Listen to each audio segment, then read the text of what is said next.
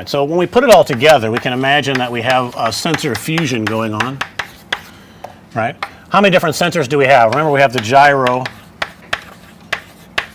we have the accelerometer, we have the sometimes flaky magnetometer,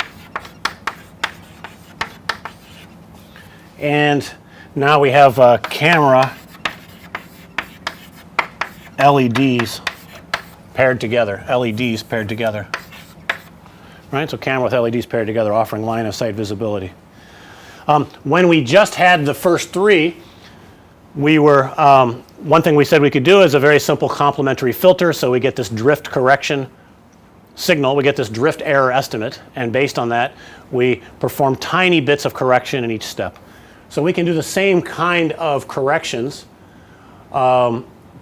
for the case of position, but it becomes a little bit more complex because in the original case up here for orientation only, the gyroscope that I'm integrating is only one level of integration, right? I integrate it once, and that provides the orientation because it's angular velocity that I'm getting. What I can do in the case of position is I can double integrate the accelerometer, so that's two levels of integration, and then I can correct that drift using this camera LED combination as my drift error signal. So just to give an idea of how that signal is used, let me just write it out in a very simple way. So let's suppose I have x hat k plus 1. I'm just taking a single coordinate here. We can just imagine this is just the this actually is just the x-axis coordinate, but it'll be the same way for y and z.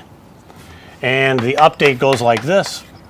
This is my previous estimate xk plus I have some estimate of my velocity, linear velocity along the x-axis.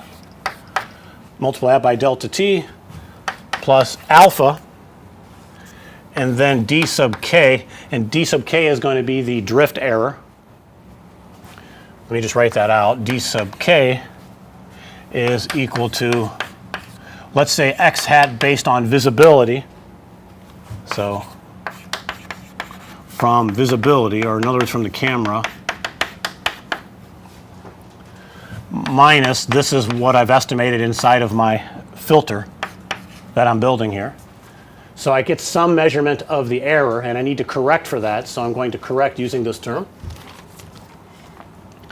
And then I also have an update equation here for the velocity. So my filter now has to keep track of an estimate of both the position and the velocity. And if you remember the filter in the original orientation only case, it was directly estimating the orientation, and a sensor was providing the angular velocity. Now I have a filter that's estimating position and velocity, and I have a sensor that's going to be providing the acceleration directly, which is the leftover component of linear acceleration as measured by the accelerometer.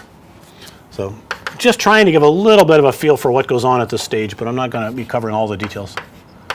So we have Vk plus the accelerometer measurement here. So this is from,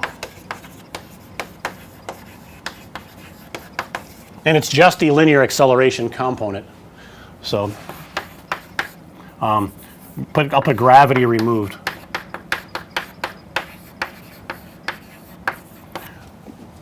With more detail, that would be the acceleration component due to gravity is removed. So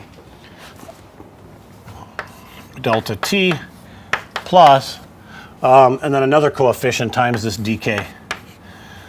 So we just make this very simple filter that's updating and estimating position and velocity based on the accelerations, and then it tends to drift, but the drift is corrected by this signal, which is using visibility information, and so there's some amount of correction here using these alpha and beta parameters. If you tune these empirically, so how to pick alpha and beta, again, we have the same kinds of issues of we need to pick them large enough so that they fully compensate. You need to make sure they're not fully compensate for the drift error. You need to make sure that they're not so large that they lead to instability in the tracking, which causes some additional simulator sickness. So you have to be careful of that. If you choose them fully empirically, just by trial and error, this will very much fall under what's called a complementary filter. But it's second order or two-stage complementary filter. It's not like a usual complementary filter because there are two different coefficients here for each axis. And you could choose them according to common filter gains. This would be the optimal gains for a linear system operating under Gaussian IID noise. And then this would become the optimal filter, but this in fact is not a linear system, and that would be a bad approximation to this kind of system, I think. And most of the uncertainty in the system due for head tracking is due to the fact that you do not know which way the person's going to look next. That's where most of the uncertainty comes from, not from noise. And most of the errors you have are also due to calibration errors in the various sensors that you use rather than Gaussian white noise or something like that. So, but nevertheless, you can use a common filter to calculate these values. They would be alpha equals, I'll just give the results here, and I'll refer you to a paper. Square root of sigma w over sigma v, and beta is sigma sub w over sigma sub v, where sigma w squared is the process noise variance. I'll explain these in a minute. Sigma v squared is the measurement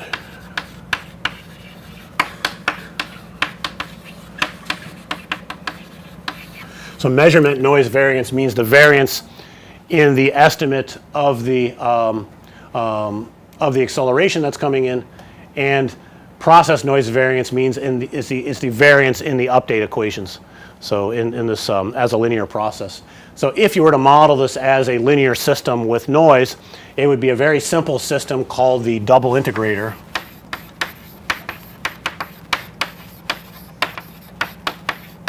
Which in terms of control theory notation is x double dot equals u, where u is the input to the system. The input to this system under this model would be direct acceleration. So the acceleration is essentially the input as measured by an accelerometer. And then you formulate these as the process and measurement error models. And then if you go through the solving the algebraic Riccati equation that gives you the Kalman gains, you will get values for alpha and beta. If you just tune them empirically, it ends up being a form of a complementary filter. So these two end up being, let's say, equivalent processes in this setting. And there's a nice paper by Higgins, 1975, that explains how these two are equivalent in this context. So the common filter and complementary filter, and in this context, end up being very simple and equivalent. So that avoids doing a lot of extra complicated work, and you can safely avoid use of let's say more powerful numerical and linear algebra machinery for computing Kalman gain coefficients, because you can just directly set these complementary filter values. And a third choice here, which I should point out, is that you may want to, well, maybe it could fall under number one. I just want to point out that perceptually tuned gains may be the best in any case. So rather than applying a standard black box method such as common filter, which is for some other problem, which is linear systems with Gaussian noise, you may want to tune these gains, alpha and beta, and do experiments with human subjects and figure out how to adjust them in such a way that gives optimal performance in terms of people's perception and comfort in VR, which I feel like is the right way to solve the problem overall. All right, questions on that? So I realize I've not really covered everything fully, but it just gives you some idea. There's like essentially a two-level complementary filter going on here where you're trying to correct for the drift.